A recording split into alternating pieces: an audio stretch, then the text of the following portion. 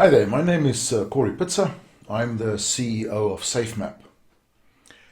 I want to share with you a new venture that we've embarked on.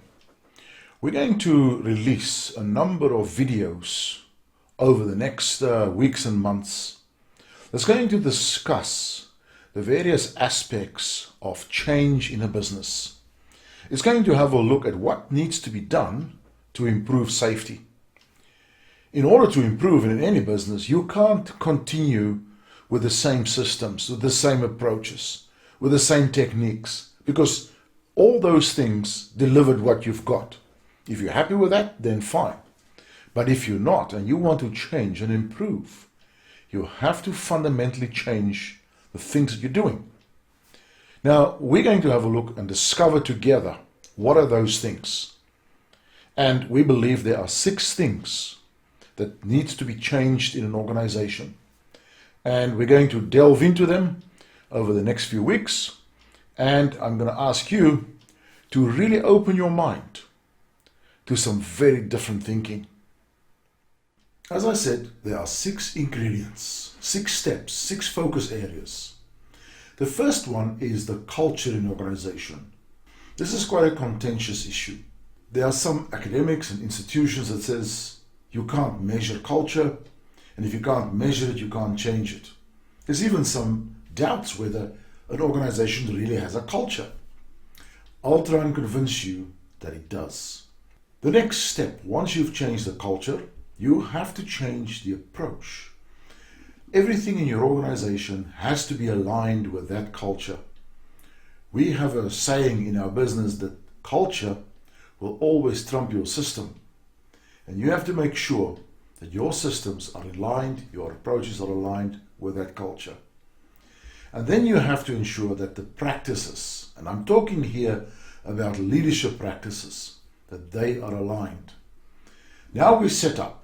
We got the 3 main steps done. Change hasn't happened yet. Change starts when you look at the processes in your organization. Because the processes, the business processes, how we incentivize people, how we change their behavior, how do we discipline people for mistakes, etc. All of those play a role in changing of the performance of the organization. And then, very importantly, there has to be a change, a re-engineering of the systems in the organization, especially the risk systems. And then, only then, are we in a position where we can say behavior will start changing. And there's things we have to do to make sure that it does.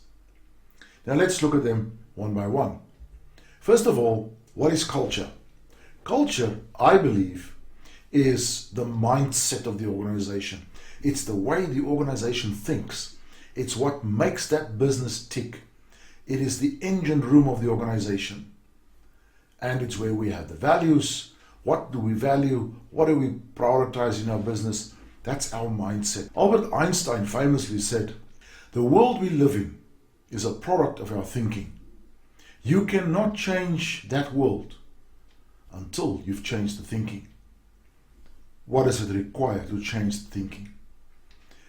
Then the approach. Now, when I say approach, I'm talking about the overall strategy, the disposition of the organization. How do we address our business?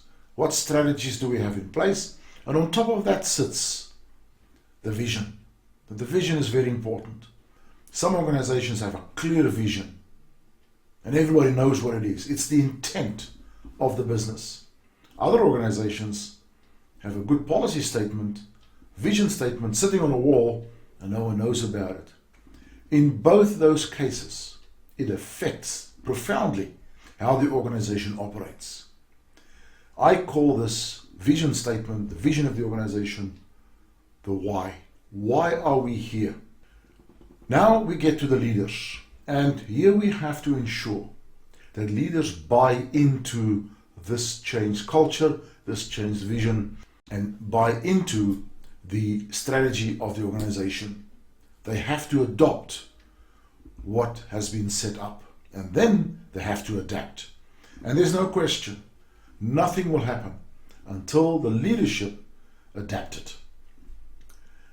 The processes are basically human performance.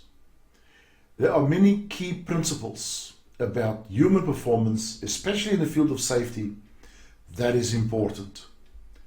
For instance, just one. In our terminology, in our thinking, human error is human nature. Humans will always try to make things happen, and in that process, mistakes will happen. Once you have adjusted your processes to put the right incentives forward, to put the right guidelines forward, you have to ensure that your systems, and especially, as I said, your risk systems, are attuned, engineered. You have to re-engineer them in order to get to a point where you can say you have reduced risk.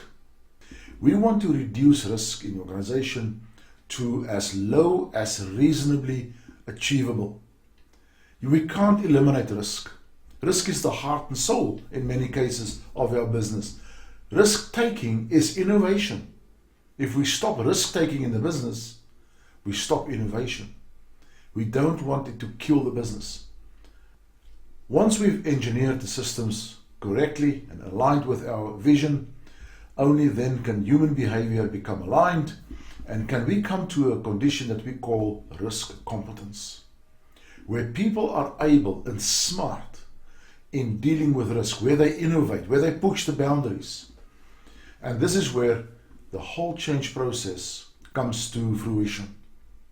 And now we're going to get ourselves going to the next level. And what that next level is going to be very interesting.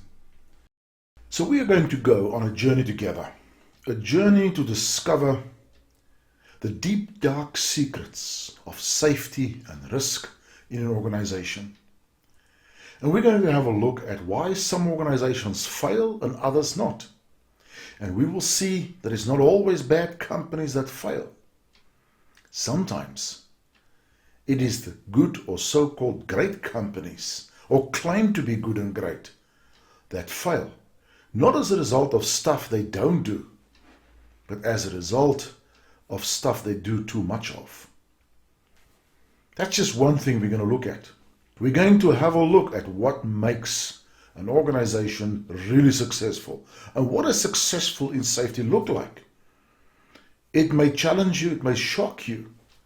From our perspective, what safety and performance really looks like in an organization. It is not the accident numbers or the lack of accident numbers. It's not how many days you have gone without an accident. That is actually the least valid indicator of your safety. So our video series is going to cover a wide range of topics. And we hope that you're going to subscribe to them and send us some comments and challenge me, because I am going to challenge you.